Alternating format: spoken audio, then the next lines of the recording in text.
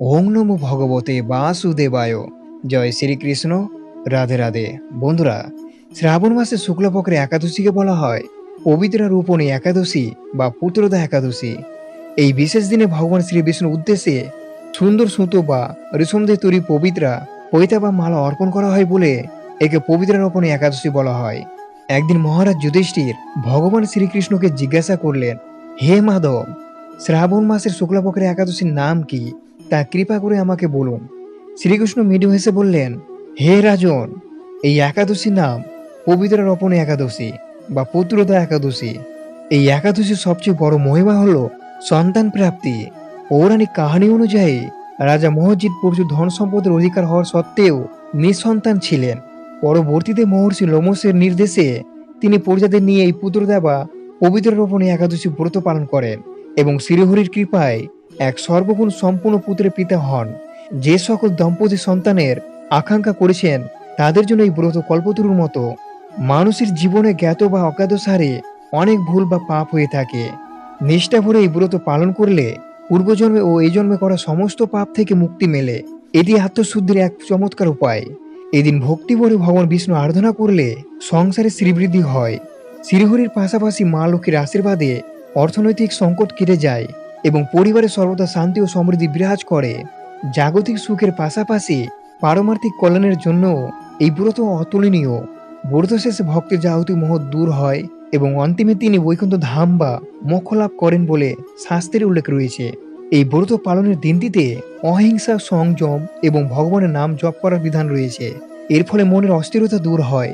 এটি মানুষের মধ্যে ধৈর্য ও আত্মনিয়ন্ত্রণ বৃদ্ধি করে এবং গভীর মানসিক প্রশান্তি এনে দেয়, যা দৈনন্দিন জীবনে মানসিক চাপ কমাতে ভীষণ কার্যকর। সনাতন ধর্মে মানুষের জীবনে চরম লক্ষ্য হলো মোক্ষ বা জন্ম মৃত্যু চক্র থেকে মুক্তি। বিশ্বাস করা হয় পবিত্র রোপণী একাদশী ব্রত পালনকারী ব্যক্তি মৃত্যুর পর বৈকুণ্ঠ লোক প্রাপ্ত হন এবং জাগতিক মোহ থেকে চিরতরে মুক্তি লাভ করে ঈশ্বরের সান্নিধ্য পান।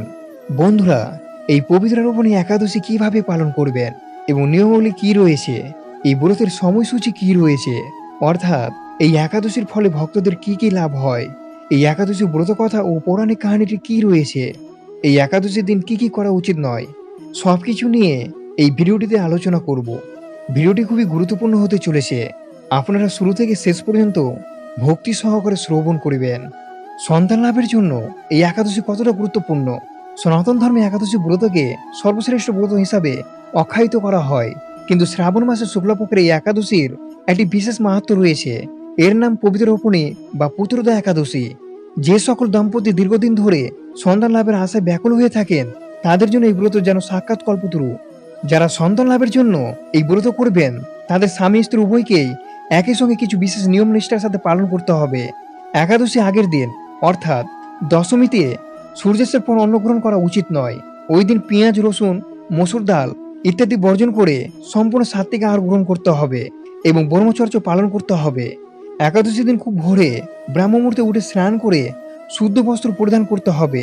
এরপর স্বামী ও স্ত্রী একত্রে ভগবান বিষ্ণু এবং সন্তান গোপালের মূর্তির সামনে দাঁড়িয়ে হাতে জল, ফুল ও তিল নিয়ে সন্তান লাভের উদ্দেশ্য ব্রতের সংকল্প গ্রহণ করবেন। একটি পরিষ্কার আসনে শ্রীহরির বা বালক গোপালকে স্থাপন করে পঞ্চামৃত, দুধ, দই, ঘি, মধু ও চিনি দিয়ে স্নান করাবেন। এরপর হলুদ ফুল, চন্দন, ধূপ, দ্বীপ এবং তুলসী পাতা দিয়ে পূজা করবেন। এই দিন ভগবানকে রেশমের সুতো দিয়ে তৈরি পবিত্র মালা বা পৈতে পরানো অত্যন্ত শুভ। নৈবেদ্য হিসাবে ফল ও মিষ্টি নিবেদন করবেন। পুজো শেষে স্বামী স্ত্রী দুজন মিলে একটি নির্দিষ্ট মন্ত্র 108 বার জপ করবেন। এটি সন্তান গোপাল মন্ত্র নামে পরিচিত। দেবকী সুত গোবিন্দ বাসুদেব জগৎপতে দেহিমে তনয়ং কৃষ্ণ তামহং সরয়ঙ্গত। সারাদিন মন শান্ত রেখে মনে মনে ভগবানের নাম জপ করবেন। শ্রী বিষ্ণুর মূল মন্ত্র ওং নমো ভগবতে বাসুদেবায় অথবা মহামন্ত্র হরে কৃষ্ণ কৃষ্ণ কৃষ্ণ হরে হরে, হরে রাম রাম রাম হরে হরে জপ করতে পারেন। সারাদিন সাধ্যমতো নির্জন উপবাস করার চেষ্টা করবেন। শারীরিক কারণে সম্ভব না হলে ফল, দুধ বা সাবুদানা খেতে পারেন, তবে শস্য জাতীয় খাবার একেবারেই বর্জনীয়। রাতে স্বামী স্ত্রী উভয়ে জেগে ভগবানের নাম গান, বিষ্ণু সহস্রনাম বা ভগবদ গীতার পাঠ করিবেন। ব্রতের পরের দিন সকালে স্নান সেরে পুনরায় ভগবান পূজা করবেন। এরপর কোনো অভাবী মানুষ বা ব্রাহ্মণকে অন্নদান বা বস্ত্রদান করবেন। সবশেষে পঞ্জিকা দেওয়া ও নির্দিষ্ট পালনের সময়ের মধ্যে প্রসাদ ও অন্ন গ্রহণ করে ব্রতটি সম্পূর্ণ করিবেন। শ্রীকৃষ্ণের উপর আগাধ বিশ্বাস এবং সম্পূর্ণ সমর্পণ নিয়ে এই ব্রতটি করলে শ্রীহরি নিশ্চয়ই ভক্তির প্রার্থনা শোনেন এবং মনস্কামনা পূর্ণ করেন। বন্ধুরা, এরপর আমরা শ্রবণ করে নেব 2026 সালে শ্রাবণ ও পুত্রদা বা পবিত্র রোপণে একাদশী ব্রত পালনের সুনির্দিষ্ট সময়সূচি কি রয়েছে। সার্থমতে এবং বৈষ্ণবমতে এই একাদশী দুদিন পালন করা হবে। 2026 সালে পবিত্র রোপণে একাদশী পালনের ক্ষেত্রে সার্থ এবং বৈষ্ণবমতে ভিন্ন ভিন্ন দিন নির্ধারিত হয়েছে। সার্থ মতে বা সাধারণ মতে উপবাসের তারিখ 23 আগস্ট 2026 রবিবার, এই দিনে ব্রত থাকার নিয়ম রয়েছে এবং পালনের তারিখ ও সময় রয়েছে 24 আগস্ট 2026 সোমবার সকাল 5:19 থেকে সকাল 9:15 মধ্যে। বৈষ্ণব মতে এবং ইস্কন মতে উপবাসের বা ব্রতের তারিখ 24 আগস্ট 2026 সোমবার, এই দিনই বৈষ্ণব মতে ব্রতটি পালন করতে হবে। পালনের তারিখ ও সময় রয়েছে 25 আগস্ট 2026 মঙ্গলবার ভোর 5:15 থেকে সকাল 6:22 মধ্যে। একাদশী তিথির সময়কাল রয়েছে, তিথিটি শুরু হবে 23 আগস্ট রবিবার রাত 2:02 এবং তিথিটি শেষ হবে 24 আগস্ট সোমবার ভোর 4:20। যেহেতু 23 আগস্ট রবিবার সূর্যোদয়ের সময় এই একাদশী তিথিটি থাকছে, তাই হিন্দু পঞ্জিকা ও নিয়ম অনুযায়ী 23 আগস্ট রবিবার এই দিনেই পবিত্র রোপণী একাদশীর মূল ব্রত উপবাস পালন করতে হবে। তবে সাধারণ গৃহস্থদের জন্য 23 আগস্ট রবিবার এই ব্রতটি পালন করে শাস্ত্রসম্মত এবং যারা বৈষ্ণব মতে রয়েছেন তারা 24 আগস্ট সোমবার এই দিনেই বৈষ্ণব মতে একাদশীর ব্রতটি পালন করতে হবে। আপনাদের নিয়ম অনুযায়ী যেদিন আপনারা ব্রত পালন করবেন সেদিনটি আপনারা ঠিক করে নেবেন। যে ভক্ত এই একাদশী ব্রত পালন করে না তাদের কি কি অপূর্ণ রয়ে যায়। শাস্ত্র মতে মানুষের জীবনে জ্ঞাত বা অজ্ঞাত সারে হওয়া পাপ কর্মগুলো খণ্ডন করার জন্য একাদশী হলো শ্রেষ্ঠ দিন। যে ব্যক্তি এই ব্রত পালন করেন না তিনি তার সঞ্চিত পাপ বা নেতিবাচক কর্মফল থেকে মুক্তি হতে পারেন না, ফলে আত্মশুদ্ধির একটি বড় সুযোগ অপূর্ণ থেকে যায়। পদ্মপুরাণ ও অন্যান্য শাস্ত্র অনুযায়ী একাদশী তিথিতে পৃথিবীর সমস্ত তীর্থের পুণ্য যেমন একাদশীতে অবস্থান করে, তেমনি ব্রহ্ম হত্যা সহ পৃথিবীর সমস্ত পাপ বা পাপ পুরুষ এই দিন অন্ন বা শস্য জাতীয় খাদ্যের মধ্যে আশ্রয় নেন। তাই একাদশীর দিন যিনি অন্ন গ্রহণ করেন তিনি অজান্তে সেই সমস্ত পাপের ভাগীদারী হন। পবিত্র রোপণী বা পুত্রদা একাদশী বিশেষভাবে সন্তান লাভ এবং পারিবারিক সমৃদ্ধির সাথে যুক্ত।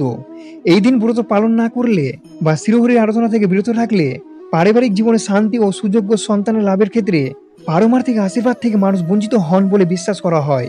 একাদশী হলো ভগবান শ্রীবিষ্ণুর পরম প্রিয় তিথি, যাকে হরিবাসর বলা হয়।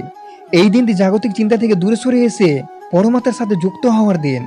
ব্রত পালন না করলে ভক্তি ও আধ্যাত্মিক মার্গে ভক্তের অগ্রগতি ধীর হয়ে যায় এবং ভগবানের নৈকট্য লাভের আকাঙ্ক্ষা অপূর্ণ থেকে যায়।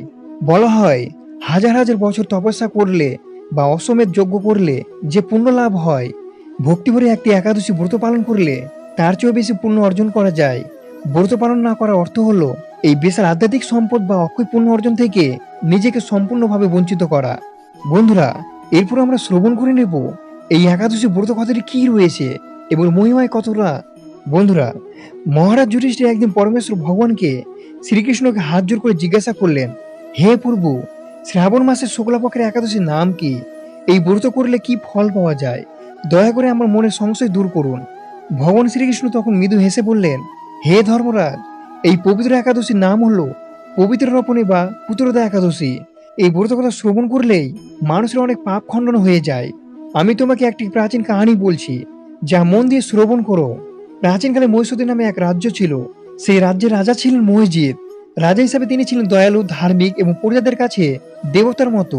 তার ভান্ডারে ধন সম্পদে কোনো কমতি ছিল না। কিন্তু এত সুখের মাঝেও রাজপ্রাসাদে ছিল এক নিস্তবতা, কারণ রাজার কোনো সন্তান ছিল না। একদিন রাজা অত্যন্ত দুঃখিত হয়ে তার প্রজাদের ডেকে বললেন, আমি তো জীবনে কোনোদিন অন্যায় করিনি, প্রজাদের নিজের সন্তানের মতো ভালোবেসেছি, কারো প্রতি অবিচারও করিনি, তবে কেন ভগবান আমাকে এই নিঃসন্তান হওয়ার কষ্ট দিলেন? রাজার এই আকুতি শুনে প্রজারাও কেঁদে ফেললেন। রাজার দুঃখ দূর করতে রাজ্যের সব জ্ঞানী মানুষ এবং প্রজারা মিলে গেলেন গহীন বনে। সেখানে তাদের সাথে দেখা হলো মহামুনি লোমসের সাথে। মুনি লোমস ছিলেন ত্রিকালজ্ঞ, অতীত বর্তমান ভবিষ্যৎ সবই তার নখত পর্ণে। প্রজারা মণিচরণ লুটিয়ে পড়ে রাজার এই দুঃখের কারণ জানতে চাইলেন। মণিবর তখন ধ্যানে বসলেন। কিছুক্ষণ পর চোখ খুলে তিনি দীর্ঘশ্বাস ফেলে বললেন, তোমাদের রাজা এই জন্মে পুণ্যবান হলেও পূর্বজন্মে তিনি একজন অত্যন্ত কৃপণ ও নিষ্ঠুর ব্যবসায়ী ছিলেন। একবার জ্যৈষ্ঠ মাসে শুক্লপক্ষের দশমী পেরিয়ে একাদশীর দিন তিনি পর্যন্ত তৃষ্ণার্ত হয়ে একটি জলাশয়ে জল পান করতে যান। সেখানে একটি তৃষ্ণার্ত গাভীও জল পান করছিলেন, কিন্তু তিনি সেই অবলা প্রাণীটিকে তাড়িয়ে দিয়ে নিজে জল পান করেন। মণিবার আরো বলেন, একাদশীর দিন একটি তৃষ্ণার্ত প্রাণীকে জল থেকে বঞ্চিত করার অসীম পাপের কারণেই আজ রাজার নিঃসন্তান। কিন্তু ওই দিন রাজা অচান্তে উপবাস করেছিলেন বলে আজ তিনি এমন এক বিশাল রাজ্যের অধিপতি হতে পেরেছেন। এই কথা শুনে প্রজারা চমকে উঠলেন। তারা হাত পা জোর করে বললেন, হে মণিবর, এই পাপ থেকে আমাদের রাজাকে মুক্ত করার কোনো উপায় কি নেই? মণিলভস তখন অত্যন্ত প্রসন্ন হয়ে পড়লেন, অবশ্যই আছে। সামনেই আসছে শ্রাবণ মাসের শুক্লপক্ষের একাদশী। একে বলা হয় পুত্রদা একাদশী। তোমরা সকলে মিলে যদি এই ব্রত নিষ্ঠভরে পালন করে তার পুণ্যফল রাজাকে সমর্পণ করো, তবে শ্রীহরির কৃপায় রাজা নিশ্চয়ই পাপমুক্ত হবেন এবং সন্তান লাভ করিবেন। মনির কথা মতো প্রজারা এবং স্বয়ং রাজা ও রানী অত্যন্ত ভক্তি ভরে এই পুত্রদা একাদশী ব্রত পালন করলেন এবং রাত্রি জাগরণ করে শ্রীহরির আরাধনা করলেন। আর জানেন এর ফল কি হলো? ভগবান শ্রীহরি তাদের ভক্তিতে এতই প্রসন্ন হলেন যে কিছুদিনের মধ্যে রানী গর্ভবতী হলেন এবং যথাসময়ে এক ফুটফুটে সর্বগুণ সম্পূর্ণ রাজপুত্রের জন্ম দিলেন। রাজ্য জুড়ে আবার আনন্দের বন্যা বয়ে গেল।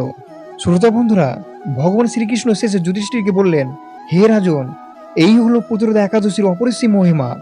একবার ভেবে দেখুন, যে ভগবান পূর্বজন্মের এত বড় পাপ ক্ষমা করে নিঃসন্তান রাজার কোল আলো করে সন্তান দিতে পারেন, তিনি কি আমাদের ডাক শুনবেন না? একাদশী শুধু না খেয়ে থাকার দিন নয়, এটি ভগবানের কাছে নিজেকে সঁপে দেওয়ার দিন। আমাদের জীবনে হাজারো ব্যস্ততা এবং হাজারো কষ্ট, কিন্তু এই একটি দিন যদি আমরা ভক্তি করে শ্রীহরির নাম স্মরণ করি, একটু কষ্ট করে ব্রত পালন করি, তবে ভগবান আমাদের কোনো প্রার্থনা অপূর্ব রাখবেন না। সবাই ভালো থাকবেন, সুস্থ থাকবেন আর সবসময় ভগবানের নাম জপ করতে থাকবেন। হরে কৃষ্ণ।